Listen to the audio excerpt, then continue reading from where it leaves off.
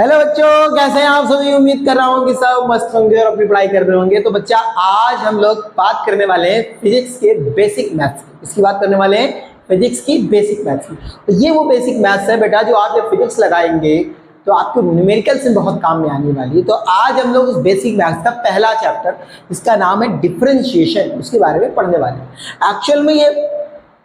Actual में बेटा, अगर आप मैथ्स लेने वाले हैं, अगर आपने मैथ्स ली हुई है 11th में, तो मैथ्स में आपके चैप्टर में है ये डिफरेंशिएशन, ठीक। लेकिन इस जो डिफरेंशिएशन आपको मैथ्स में पढ़ाया जाएगा वो ज्यादा डीप पढ़ाया जाएगा, ज्यादा बहुत गहराई में पढ़ाया जाएगा। लेकिन हमको फिजिक्स में उतनी डीप नहीं जाना है, उतनी चीजें बात नहीं करनी है। अपने को मोटी मोटी वो चीजों के बारे में बात करनी है जो अपने पूरे चैप्टर्स में यूज होने वाली 11th 12th की फिजिक्स में। ठीक है, बात कहानी समझ में आ गई। चलो, तो हम लोग स्टार्ट करते हैं। चैप्टर का नाम है, चैप्टर नहीं है ये, एक एप्लीकेशन है, मैथमेटिकल टूल है जो हमको पूरी फिजिक्स में इस्तेमाल करना पड़ेगा। क्या नाम है इसका? डिफरेंशिएशन। क्या नाम है? डिफरेंशिएशन, या इसको डिफरेंशियल इक्वेशंस भी कह सकते हैं। डिफरेंशिएशन, स्पेलिंग गलत होगी लेकिन स्पेलिंग पे नहीं जाएंगे, आप समझदार हैं। डिफरेंशिएशन, या इसको डिफरेंटिएशन भी कहते हैं, डेरिवेटिव्स भी कहते हैं, या इसको क्या कहते हैं बेटा? डेरिवेटिव्स भी कह सकते हैं। ठीक, चलिए अब बात आती है सर डेरिवेटिव्स हैं क्या। बेटा, जब मैं बहुत स्मॉल चेंजेस की बात करता हूँ किसी भी क्वांटिटी में, जैसे मैं आपसे कहूँ एक्सेलरेशन आप क्या होगा, तो आप कहेंगे sir change in velocity upon में टाइम होगा। क्या होगा बेटा? चेंज इन वेलोसिटी अपॉन में चेंज इन टाइम होगा। इसका मतलब सिंपल सी बात है, अगर ये छोटा सा चेंजमेंट हुआ वेलोसिटी में और छोटे से टाइम के अनुसार, उसको क्या कहते हैं बेटा? Differentiation of velocity with respect to time. क्या कहेंगे? Differentiation of velocity with respect to time. अगर इसकी डिफिनेशन की बात करें, डिफिनेशन क्या होगा कि when we calculate a small changes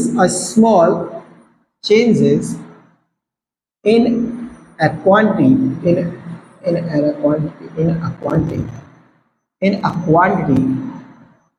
with respect to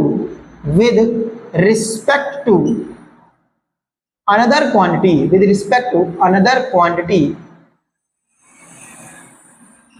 we use differentiation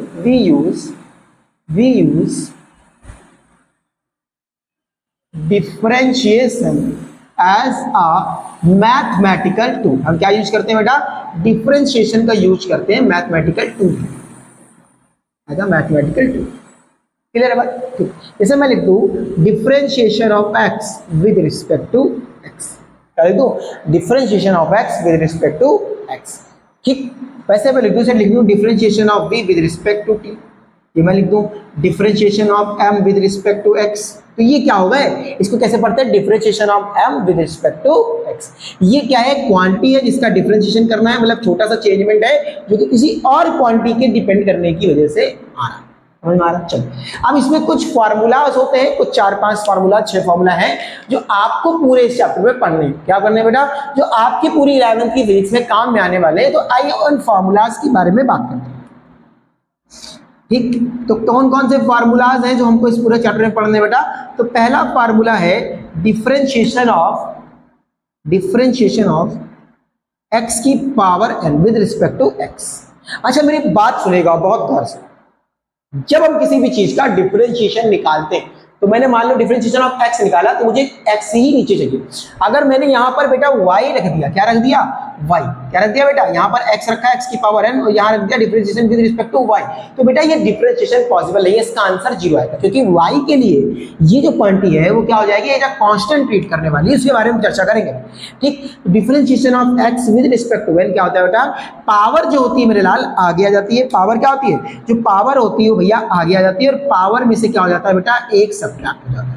मैंने क्या कहा? अगर डिफरेंशिएशन ऑफ x की पावर n करना है विद रिस्पेक्ट टू x, तो पावर आगे आ जाती है और पावर में से क्या हो जाता है बेटा? एक सब्ट्रैक्ट हो जाता है। सर कोई एग्जांपल बताइए ना। तो मैंने कहा ठीक है, मैंने कहा डिफरेंशिएशन ऑफ x करना है विद रिस्पेक्ट टू x की पावर 5 को करना है। इसको करना है x की पावर 5। ठीक है, तो आपने कहा सर यहाँ पर जो पावर होगी वो आगे आ जाएगी, पावर होगी वो आगे आ जाएगी, और पावर में से क्या हो जाएगा सर? एक सब्ट्रैक्ट हो जाएगा।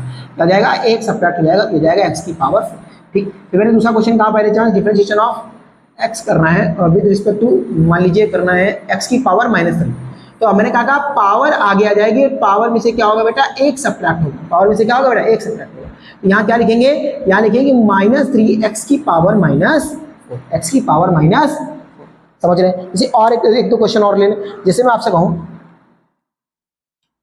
आपको करना है differentiation with respect to x की पावर 1/2, करना है बेटा 1/2, तो पावर 1/2 आगे आ जाएगी और पावर में से क्या हो जाएगा बेटा, एक सब्ट्रैक्ट हो जाएगा। क्या हो जाएगा, पावर में से एक सब्ट्रैक्ट हो जाएगा। अब 1/2 से बेटा अगर आप 1 घटाते हैं तो कितना आता है, 1/2 ही आता है। कैसे, यहाँ पर आप एलसीएम लेंगे ना, ऊपर नीचे करेंगे तो कितना हो जाएगा बेटा, 1/2 माइनस का 2/1 कितना हो जाएगा, माइनस का 1/2 कितना हो जाएगा बेटा, माइनस का 1/2, तो 1/2 एक्स की पावर माइनस का 1/2 आ जाएगा। 1/2 1 एक्स की पावर माइनस 1/2 आ जाएगा। क्लियर है बात, क्लियर है महिला, ठीक। तो डिफरेंशिएशन ऑफ x की पावर n क्या होता है बेटा, n आगे आ जाता है, जो डिग्री होती है वो आगे आ जाती है, और जो डिग्री होती है वो आगे आ जाती है, बाकी जो चीज पावर में से क्या हो जाता है, एक सब्ट्रैक्ट हो जाता है। ठीक, ये था पहला फॉर्मूला। दूसरे फॉर्मूला की बात करें बेटा, अगर दूसरे फॉर्मूला की बात करें तो डिफरेंशिएशन ऑफ कांस्टेंट का डिफरेंशिएशन क्या होता है, किसी के रिस्पेक्ट में अगर कांस्टेंट नंबर है तो उसका डिफरेंशिएशन क्या होता है बेटा, वो होता है 0। क्या होता है, 0। क्यों, ऐसा क्यों होता है बेटा, ऐसा इसलिए होता है क्योंकि जो कांस्टेंट की वैल्यू वो तो हमेशा फिक्स रहने वाली है, उसमें कोई ना छोटा चेंज ना बड़ा चेंज ना मोटा चेंज कुछ नहीं आता, इसलिए वो कांस्टेंट वैल्यू क्या हो जाती है बेटा, 0 हो जाती है। जैसे मैं बात करूं differentiation of 3 with respect to x, तो आंसर क्या आएगा बेटा, 0। जैसे मैं बात करूं डिफरेंशिएशन ऑफ 111, तो आंसर क्या आएगा बेटा, 0। जैसे मैं बात करूं differentiation of sine, differentiation of sine 60, तो आपको पता है साइन 60 की वैल्यू कितनी होती है, 1/2। अब यहाँ कुछ भी लिखा है लेकिन साइन 60 तो 1/2 होता है, इसका भी आंसर कितना आएगा बेटा, 0 ही आएगा। क्लियर है बात। तो पहला मैंने हम लोगों ने दो फॉर्मूला क्या सीखे कि अगर पावर है तो पावर आगे आ जाएगी, सब्ट्रैक्ट होगा, और अगर कांस्टेंट है तो आंसर क्या आएगा मेरे लाल, 0 आएगा। क्या आएगा, क्लियर है, 0 आएगा। चलिए आगे बढ़ते हैं।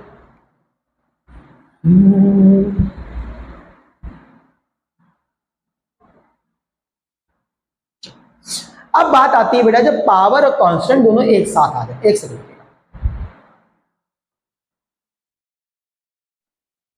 चलिए तो आगे बात करते हैं बेटा, अब क्या हो जब पावर और कांस्टेंट दोनों एक साथ आ जाए तब कैसे करेंगे।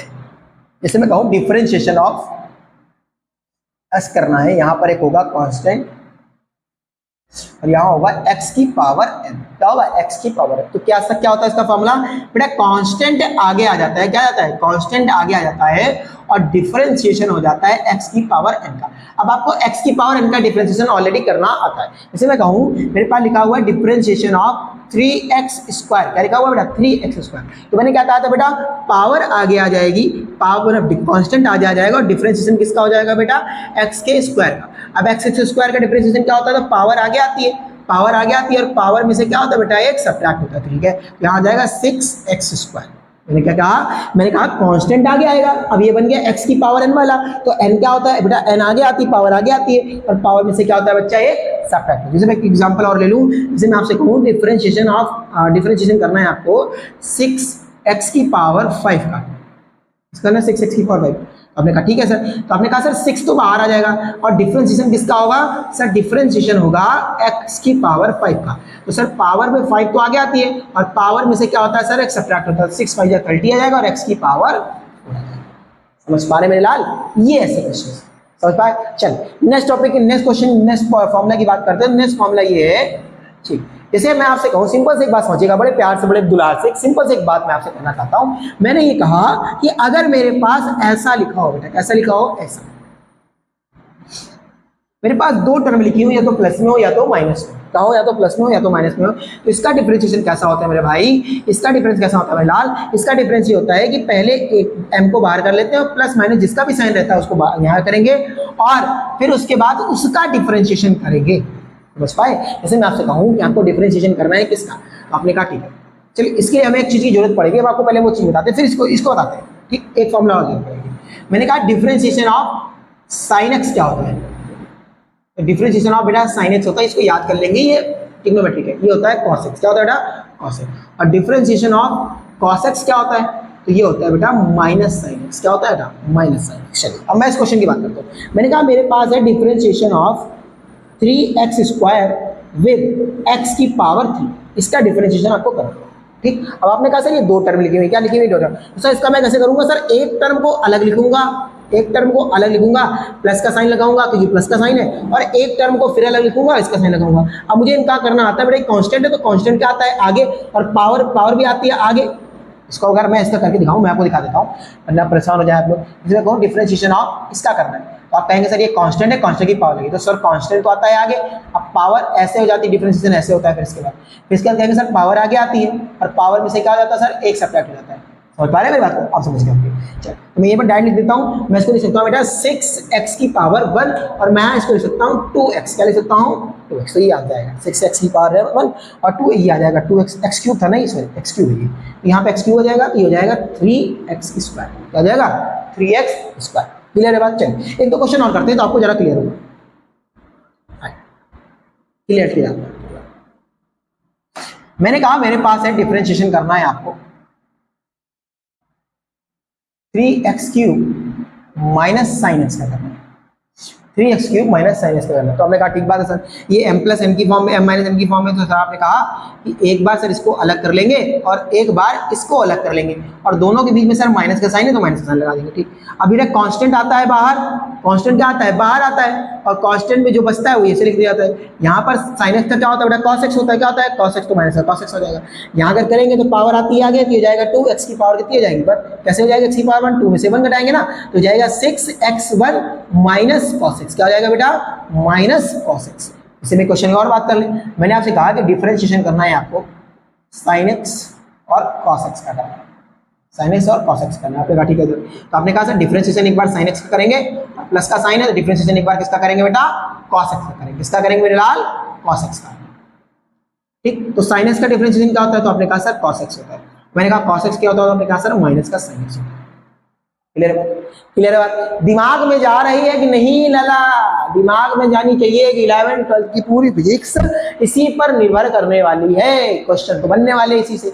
स्टार्टिंग में जब आप सेकंड चैप्टर पढ़ेंगे मोशन इन वन डायमेंशन, जिसकी वीडियो आपके पास कल तक आ जाएगी, उसमें इन क्वेश्चन की जरूरत पड़ेगी जब न्यूमेरिकल लगाएंगे खासकर। आइए